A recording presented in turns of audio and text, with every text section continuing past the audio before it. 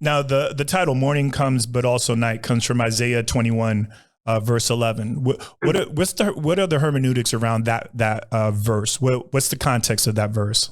Well, that's a verse that has haunted me in a sense for many years.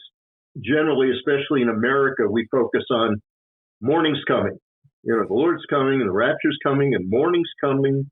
And we don't want to think about too much of night preceding day. It's interesting that that's how God set up nights and days from Genesis. Right. Night came before day, and I think there's a principle there.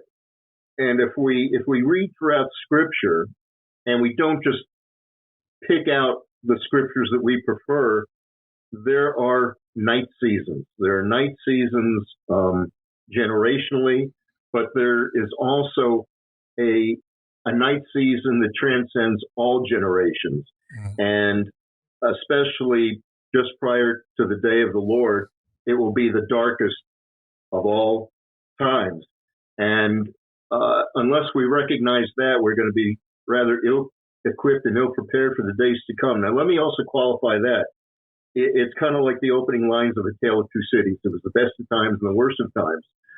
In one sense, it will be the worst of times.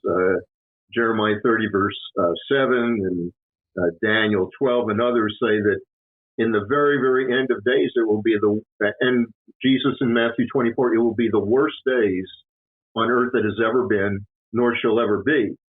However, it will also be the time of the church's greatest glory, if we can even stop and consider that, which the vast majority do not consider it, especially we in America who essentially live in the Christian magic kingdom, where we have such a disconnect with prophecy in the end times. Oh, we have a great interest in prophecy, but not much more as a hobby.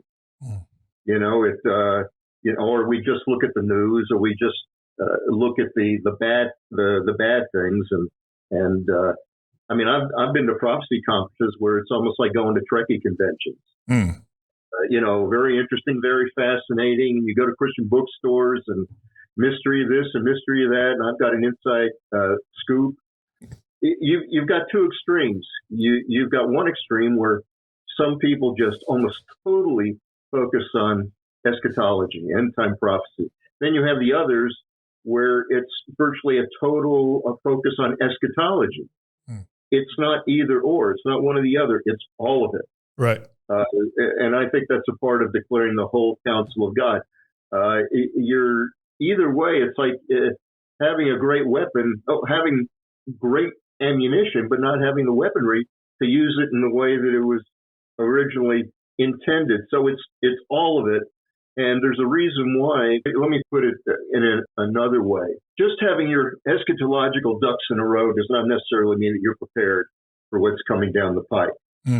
Okay, we need to be strong and stable spiritually, because if we just have our eschatological ducks in a row and have our graphs and charts and sophisticated teachings on it, but are not spiritually strong, my conviction is that in that day, your eschatology alone will not save you.